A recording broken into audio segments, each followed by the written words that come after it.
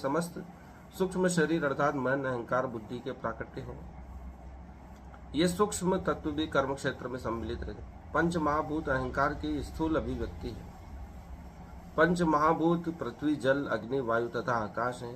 इसमें पंच महाभूत अहंकार की स्थूल अभिव्यक्ति मात्र है, जो अहंकार की मूल अवस्था को ही प्रदर्शित करते हैं। 8वां श्लोक।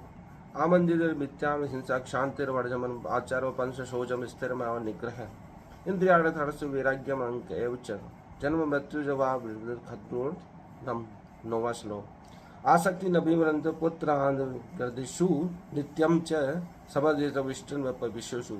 10वां श्लोक। मयि ज्ञान योगेन भक्ति व्यभिचारिणी।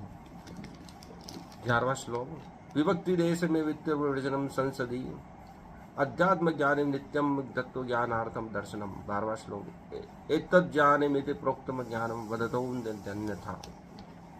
विनम्रता दंभहीनता।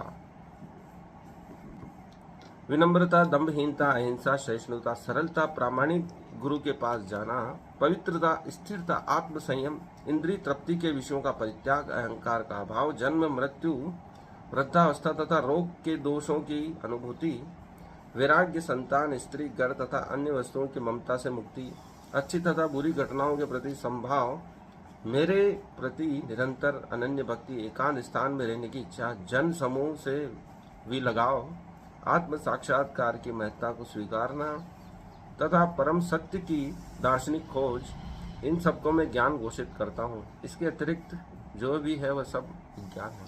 जो एकांतवास करना पसंद करता है, सुख दुख में सम रहता है, प्रामाणिक गुरु की खोज कर लेता है या गुरु उसकी खोज कर लेता है, विनम्र रहता है, दंभ रहित रहता है, जिसको कोई अहंकार नहीं है, वह अहिंसा का पालन करता है, सहिष्णु रहता है, दूसरों के प्रति सरल रहता है, ये सभी गुण परमात्मा के ही हैं।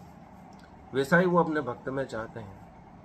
इंद्रिय तृप्ति के विषयों को परित्याग कर देता, अर्थात सुखों से स्वयं को अलग कर लेता है, अर्थात अपने मन पर हावी नहीं होने देता है इंद्रिय प्रभाव को। स्थिर रहता है, आत्म संयमी रहता है, पवित्र रहता है, अभाव में भी जीने को तैयार रहता है, जन्म मृत्यु, वृद्धावस्था तथा रोग के दोषों की अनुभूति करता है लेकिन उनसे वैराग्य रखता है, संतान, स्त्री, घर तथा अन्य वस्तुओं की ममता से मुक्ति प्राप्त कर लेता है, अर्थात वह किसी से भी मोहग्रस्त नहीं होता है।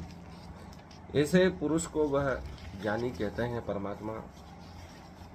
इसी की साधना करने के लिए परमात्मा कह रहे हैं कि हर चीज में संभाव रहे, एकांतवास करने को तैयार रहे, संभाव में रहे, अहंकार से मुक्ति हो, स्थिर रहे,